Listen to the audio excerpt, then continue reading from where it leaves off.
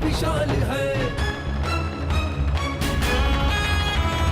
धर्मीधर सा है बलि और काल का भी काल है।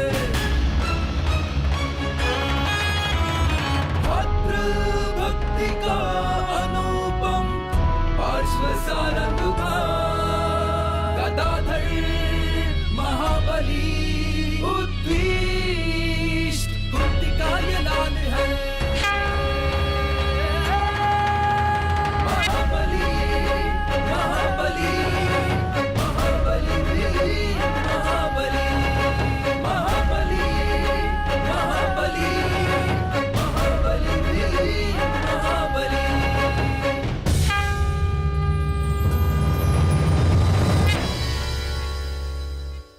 जब भी मुझे मेरा श्राप स्मरण हो आता है, मुझे भान होता है कि मैं आपको कोई संतान नहीं दे पाऊंगा।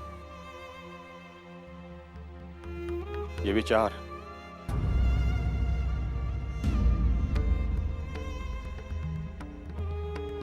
विचार मेरे मन को न तो ध्यान में लगने देते और न ही इस संसार में।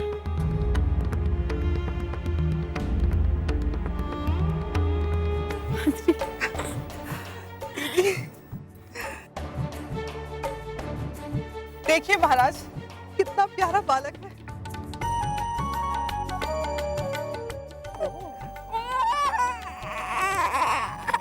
कुंती, आपने हमारा वर्षों का स्वप्न पूरा कर दिया है।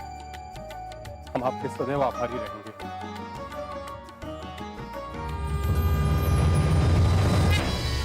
देवी कुंती पवन देव को प्रसन्न करने के लिए तपस्या में जुट जाती है।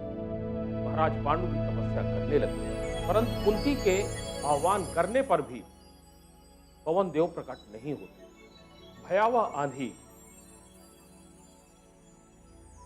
अद्भुत मेघ गर्जनाएं और अत्यधिक धरा कंपन होने लगती। ऐसा प्रतीत होने लगता है मानो संपूर्ण धरा समाप्ति की ओर है। ये दृश्य देखकर महाराज पांडु विचलित होकर के तपस्या छोड़ तल्लीनता से पवन देव का पवन देव कुंती की श्रद्धा और धैर्य से प्रसन्न हो जाते। धृष्टता क्षमा गुरुदेव, मैं एक बात समझा नहीं। ऋषि दुर्वासा ने देवी कुंती को जो वशीकरण मंत्र प्रदान किया था, उससे तो कोई भी देव वशीभूत होकर प्रकट होता ही, परंतु पवन देव ने विलंब क्यों किया? उत्तम प्रश्न किया है आपने। ऋषि दुर्वासा द्वारा दिए गए वशीकरण मंत्र से किसी भी देवता का प्रकट होना, परंतु कोई भी देव अपने भक्त की परीक्षा कर सकता है। पवन देव ये देखना चाहते थे कि कुंती का धैर्य टूटता है या नहीं, परंतु कुंती विजयी हुई। गुरुदेव, तत्पश्चात क्या हुआ? पवन देव कुंती से अति प्रसन्न है, अतः वो कुंती के सन्मुख प्रकट हो गए।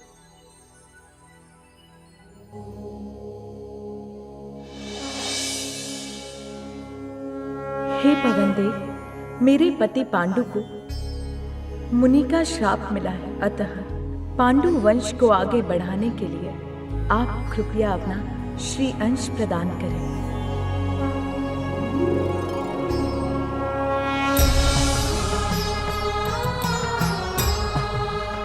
ये मेरे ही समान बल और बुद्धि का स्वामी होगा।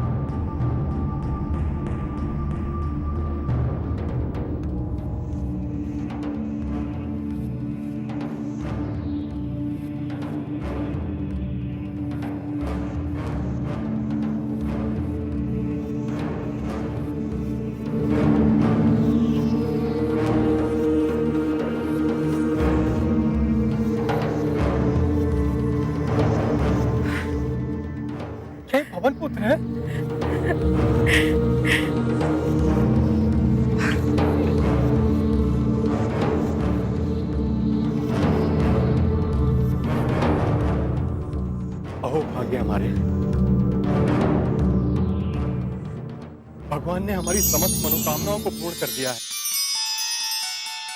परंतु आप रो क्यों रही हो? महाराज, वहां पर हमारे पीछे से एक सिंह दहाड़ रहा था।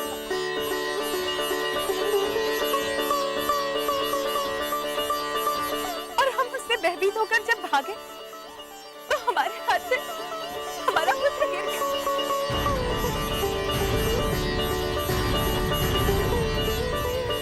और वो लड़क कर एक पर्वतशिला पर जा गिरा।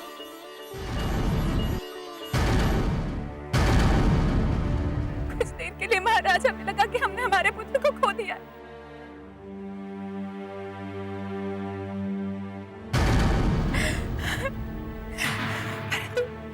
परंतु महाराज, जब हमने वहां जाकर देखा तो हमारा पुत्र उस शिला पर बड़ा हंस रहा था।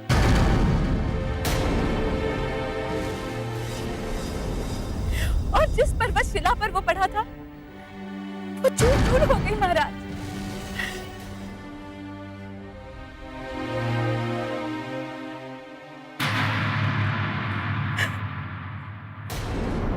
पाद्री,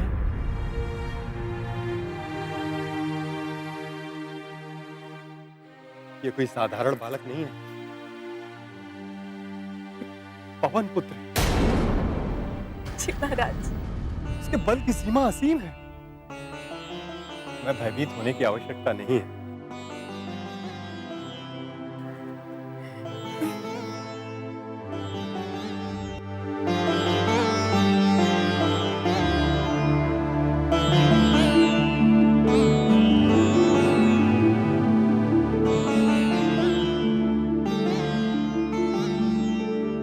महाराज, भगवान ने हम पर बहुत बड़ी कृपा की।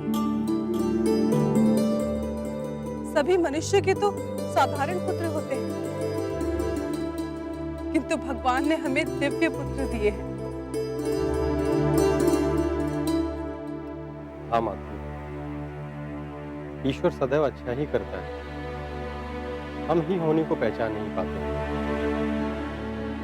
यदि हम धैर्य से उसी की शरण में सब कुछ छोड़ दें, वो अपनी इच्छा से इतना कुछ देता है जिसको हमने अपने स्वप्न में भी नहीं सोचा होता। सत्य कहा महाराज, किंतु हमारी एक इच्छा है।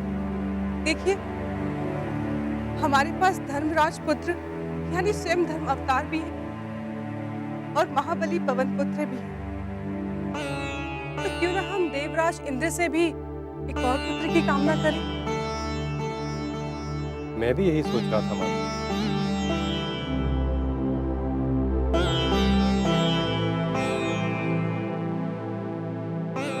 आइए कुंती।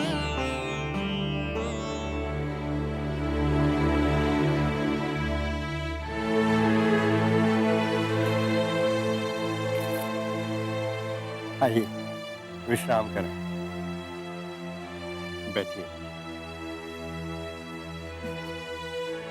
क्या बात है महाराज, आज आप बहुत प्रसन्न हो। हाँ कुंती, ये सब आप ही की देन है। आपने हमारे समस्त संकटों का नाश कर हमें अभय बना दिया।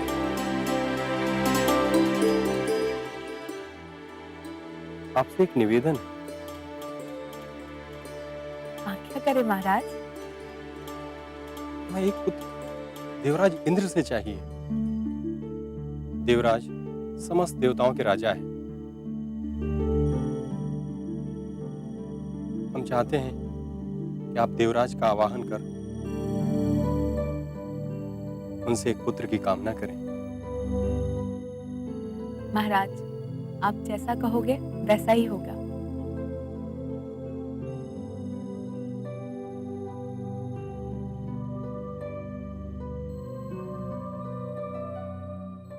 क्योंकि इंद्रदेव को प्रसन्न करना कठिन था। यह सोचकर कुंती और पांडु दोनों ने तपस्या आरंभ कर एक दिन आकाशवाणी हुई कि हम आपकी तपस्या से प्रसन्न हैं। यह सुनकर महाराज पांडु ने देवी कुंती से कहा, तुम वशीकरण मंत्र का उच्चारण करो देवराज इंद्र अवश्य प्रकट हो। मुझे आकाशवाणी हुई है, देवी कुंती एकांत स्थान में जाकर उसी वशीकरण मंत्र का उच्चारण करती है और शीघ्र ही देवों के देव राजा इंद्र प्रकट होते और कुंती की अभिलाषा को जानते हुए स्वयं ही पूछते हैं, बताओ कुंती, कैसा बालक चाहिए? कुंती एक तेजस्वी बालक की कामना करती है। इस पर देवराज कहते हैं, ये विधि का विधान है। देवी, जो बालक मैं आपको प्रदान करूंगा, ये स्वयं नारायण के साथ कई जन्मों में उनका मित्र रह चुका है। ये नारायण का परम भक्त और तेजस्वी है। इसकी कीर्ति का गान युगों युगों तक गाया जाए। ऐसा कहकर देवराज इंद्र ने कुंती को एक दिव्य पुत्र प्रदान किया।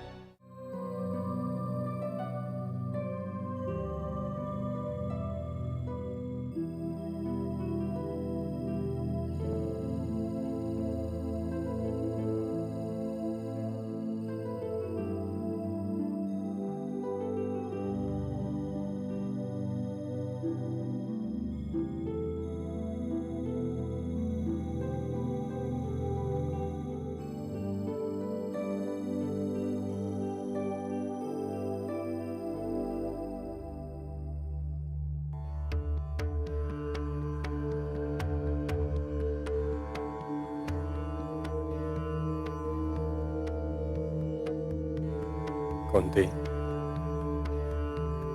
आंखें खोलो। क्या हुआ महाराज? कुंती, आपकी तपस्या सफल हुई। देवराज इंद्र अवश्य प्रकट होंगे। आप उनका आवाहन करें। हमें दिव्य वाणी सुनाई दी।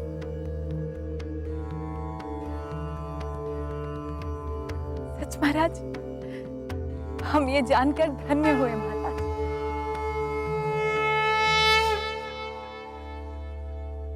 महाराज,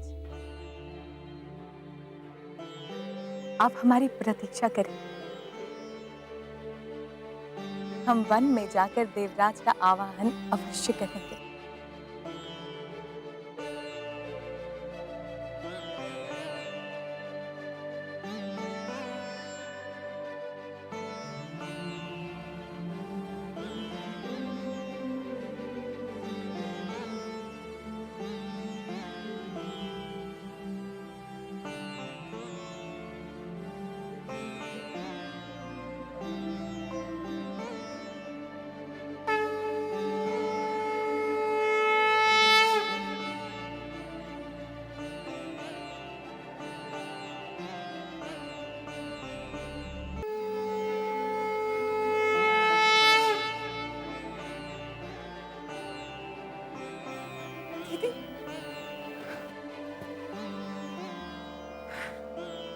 आपने हमारी समस्त मनोकामनाओं को पूर्ण कर दिया है। मैं आजीवन आपका ऋणी रहूंगा। महाराज,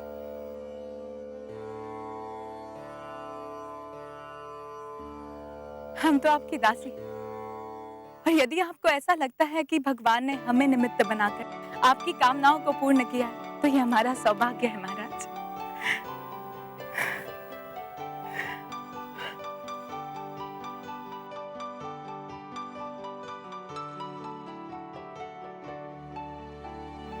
फल ग्रहण करें महाराज।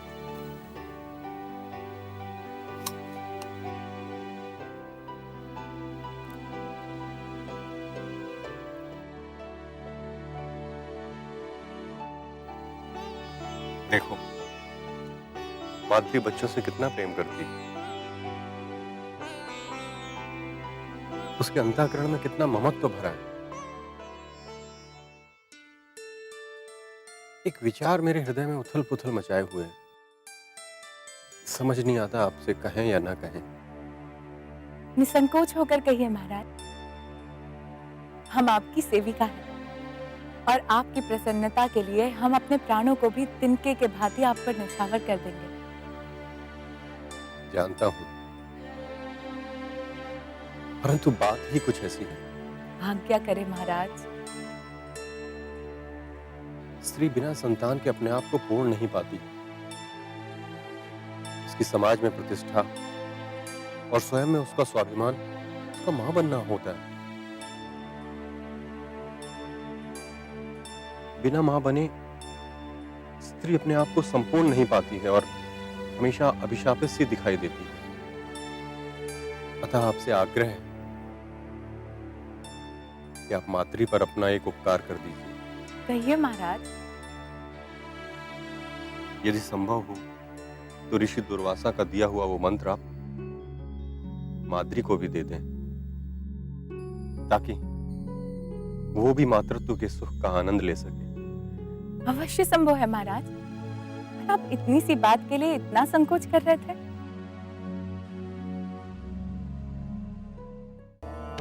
अब आपको देवताओं का आवाहन करने की क्रिया आ चुकी है। आप एक एकांत स्थान पर जाकर देवताओं का आवाहन कर पुत्र प्राप्त कर सकती हैं।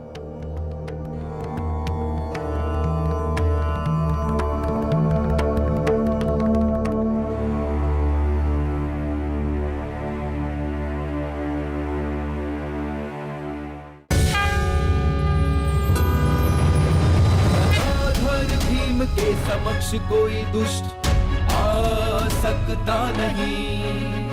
सहस्र गज बल बराबर बच के जा सकता नहीं।